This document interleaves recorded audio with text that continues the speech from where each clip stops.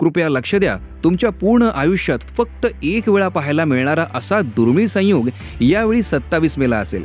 यामध्ये काय केल्याने आणि कोणती काळजी घेतल्याने होईल जास्तीत जास्त फायदा हे जाणून घेण्यापूर्वी कृपया व्हिडिओ स्किप नका करू. खूप महत्त्वाची गोष्ट आहे. या दिवशी 3 योग जुळून येत आहेत. एक तर हा अतिपवित्र अधिक मास आहे, दुसरा पद्मिनी एकादशी जी 36 महिन्यांनंतर येत आहे, जिचं व्रत आणि जागरण सर्व तीर्थ यज्ञांचं फळ देऊन जातं, आणि तिसरा भगवान सूर्यदेवांचा अतिप्रिय व्यतिपात योग. या दिवशी तुम्हाला काय करायचं आहे? सर्वात आधी आपल्या गुरुमंत्राचा किंवा इष्ट मंत्राचा जप करा. नंतर ओम नमो भगवते वासुदेवाय मंत्राचा जप, विष्णू सहस्त्रनामाचा पाठ करा, प्राणायाम करा. प्राणायाम जर पिंपळाच्या झाडाखाली किंवा आपल्या खोलीत गौचंदन धूपबत्ती लावून केला तर जास्त लाभ होईल. यासोबतच या पावन दिवशी श्वासोच्छ्वासाची माळा, सत्संग श्रवण, ओमकार गुंजन, भगवान नाम कीर्तन आणि यथासंभव तत्परतेने ध्यानाला बसा. शास्त्रोक्त विधीने पद्मिनी एकादशीच्या व्रतासोबत हे सर्व जर कोणी या पवित्र काळात करेल तर त्याचं पुण्य नेक्स्ट लेवलवर असेल. दुसऱ्याच दिवशी विशेष पुण्य समूह तुम्ही तुमच्या हृदयात नक्कीच अनुभवू शकता. पण लग्न कार्य, नवीन व्यापार, नवीन उद्योगधंदा,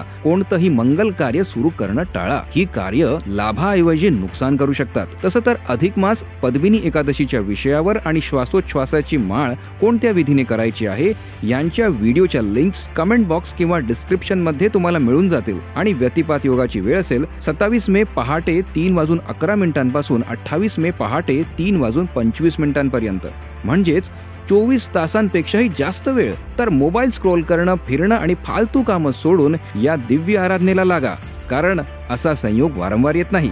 हरिओम.